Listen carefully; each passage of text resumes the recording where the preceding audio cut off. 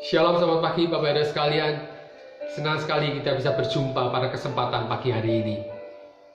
Renungan firman Tuhan pada pagi hari ini, saya akan berikan tema ketenangan jiwa. Kalau kita bicara mengenai ketenangan jiwa, pandangan orang dunia, dia katakan bahwa kalau jiwamu akan menjadi tenang, maka kamu harus memiliki uang yang banyak, memiliki deposito yang banyak, memiliki rumah yang banyak, memiliki mobil mewah, dan lain sebagainya. Orang dunia mengatakan bahwa kalau kamu miliki itu semua, jiwamu akan menjadi tenang. Memang semua yang kita persiapkan ini memang perlu untuk masa depan keluarga kita, masa depan anak cucu kita.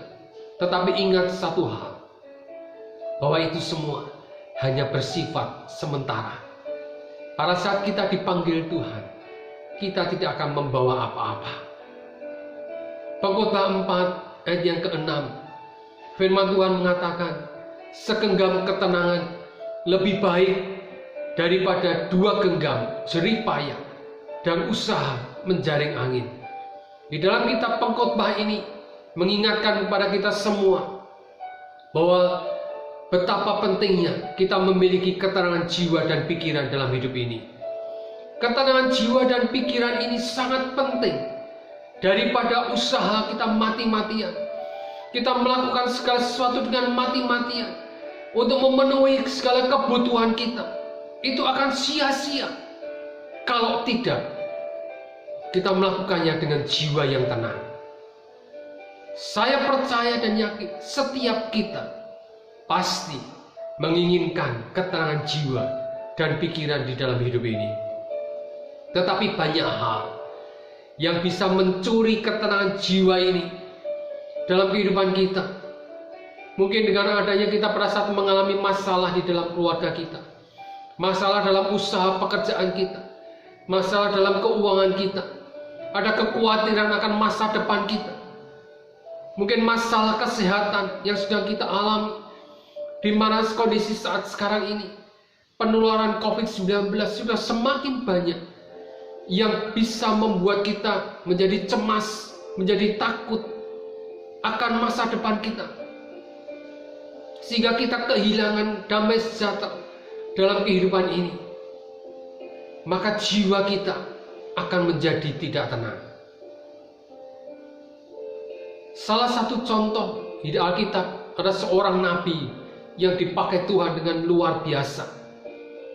Tetapi dia pernah mengalami satu ketakutan yang begitu dalam, ketakutan yang sangat hebat, sehingga membuat jiwanya menjadi tidak tenang, yaitu Elia. Elia yang pernah melakukan hal yang luar biasa bersama dengan Tuhan, yaitu pada saat Elia menantang nabi-nabi Baal di Gunung Karmel. Di 1 Raja-Raja 18 ayat 1 Raja 18 dan 1 Raja-Raja 19, Elia membunuh 450 nabi Baal dengan pedang karena mereka tidak percaya pada Allah Abraham, Ishak dan Yakub. Pada saat Isabel, istri Raja Ahab, dia mendengar akan hal ini, maka Isabel memerintahkan untuk membunuh Elia. Maka pada saat Elia mendengar bahwa dia akan dibunuh oleh Isabel, maka takutlah Elia dan pergi menyelamatkan diri. Di dalam ketakutan itulah Elia mengatakan pada Tuhan, di dalam 1 Raja-Raja 19 ayat 3 sampai dengan ke-4, bahkan Elia sempat mengucapkan, sekarang ya Tuhan, ambillah nyawaku. Rasanya Elia ingin mati saja karena rasa ketakutan yang begitu mendalam, karena dikejar-kejar oleh Isabel. Sehingga Elia menjadi depresi, Elia patah semangat, hidupnya menjadi tidak tenang, sehingga dia kehilangan ketenangan jiwa dan pikiran. Sehingga pada saat jiwa dan pikiran menjadi tidak tenang, maka yang dipikirkan adalah lebih baik mati saja. Bapak Ibu sekalian, mungkin saat ini kita sedang juga berada dalam rasa ketakutan, rasa kecemasan yang sangat dalam Karena masalah yang sedang kita hadapi saat sekarang ini begitu berat.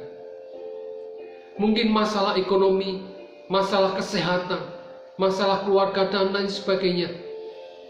Sehingga rasanya kita mengatakan bahwa lebih baik aku ingin mati saja. Karena kita menjadi putus asa, menjadi depresi, kita menjadi patah semangat. Hati-hati dengan keputusan kita. Pada saat pikiran dan jiwa kita tidak dalam ketenangan, maka keputusan yang kita ambil akan bisa menjadi salah, bahkan bisa menjadi fatal, karena hanya mengikuti emosi kita. Bapak-bapak sekalian, pada saat Elia di dalam kesendiriannya dia juga mengalami rasa ketakutan yang begitu dalam, sehingga hati dan pikirannya menjadi tidak tenang. Bahkan Elia sempat berkata, lebih baik aku mati saja. Tetapi tekanan yang Elia hadapi, ketakutan yang Elia hadapi, Tuhan tahu. Tuhan mengerti apa yang menjadi keberatan yang sedang dialami oleh Elia pada waktu itu. Sehingga Tuhan memberikan pada Elia satu kekuatan yang baru. Tuhan tahu Elia butuh kekuatan supaya dia bisa bangkit kembali dari keterpurukan untuk melanjutkan tugas panggilannya yang belum selesai dalam kehidupannya. Singkat cerita, kemudian Elia mulai bangkit kembali, mendapatkan kekuatan yang baru daripada Tuhan, dan Elia melanjutkan perjalanannya oleh karena ada campur tangan Tuhan di dalam kehidupannya. Bapak-bapak sekalian, tekanan memang bisa membuat kita tenggelam dalam keterpurukan. Tetapi pada pagi hari ini, kita mau belajar bagaimana caranya untuk kita memulihkan ketenangan hati kita, ketenangan jiwa kita yang hilang, yang tercuri oleh masalah-masalah yang sedang kita hadapi. Dan kita bisa memperoleh kekuatan yang baru untuk kita bisa bangkit kembali. Satu hal yang harus kita lakukan, yaitu kita harus berada di hadirat Tuhan. Ketika situasi rasanya tidak terkendali dalam kehidupan kita, mungkin saat ini kita sedang mengalami keterpurukan di dalam usaha pekerjaan kita, mungkin kita sedang mengalami masalah ekonomi yang berat, atau mungkin saat ini kita sedang berada di dalam situasi yang sangat tertekan dikarenakan kita sedang dalam kondisi yang sakit. Mungkin saat ini kita sedang terpapar COVID-19 yang membuat hati kita, jiwa kita menjadi tidak tenang. Kita menjadi khawatir, menjadi takut di dalam tekanan yang sangat berat ini. Mungkin kita sempat mengatakan, sepertinya aku tidak kuat, lebih baik aku mati saja Tuhan. Karena tidak ada ketenangan jiwa dan pikiran di dalam hidup kita. Kita mungkin juga dalam kehidupan kita, pada saat kita mengalami hal tekanan yang sangat berat, kita gampang menyerah kepada keadaan. Bapak-bapak sekalian, ketenangan jiwa dan pikiran kita yang sedang kita dambakan pada saat ini, kita mungkin menganggap bahwa pada saat kita mempunyai harta yang banyak, kita mempunyai uang yang banyak, kita memiliki itu semua, kita bisa menganggap bahwa jiwaku akan bisa menjadi tenang.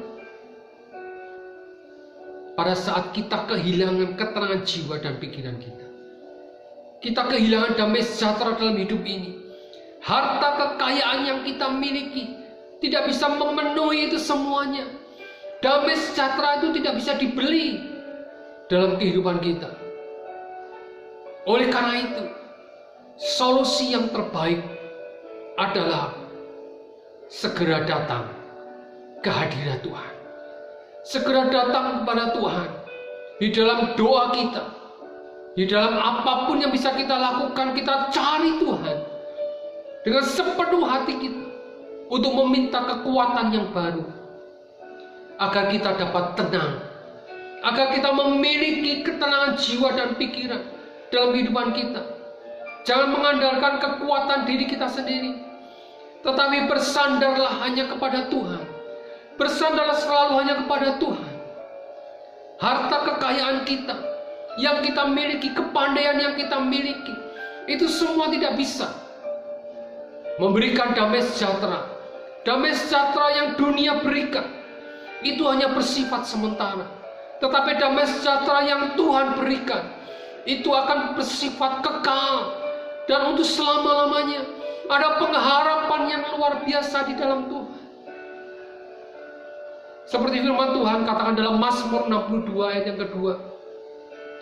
Firman Tuhan katakan, hanya dekat Allah saja kita akan beroleh ketenangan.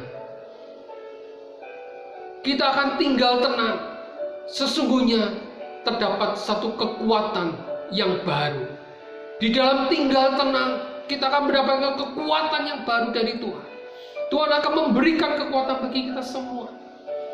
Oleh karena itu, pada pagi hari ini, masalah apapun yang sedang kita hadapi saat sekarang ini, keberatan apapun yang sedang kita alami saat sekarang ini, jangan andalkan kekuatan kita sendiri, jangan andalkan hartamu, jangan andalkan kekayaanmu, karena kekayaan yang kita miliki tidak bisa memberikan damai sejahtera dalam kehidupan kita secara kekal.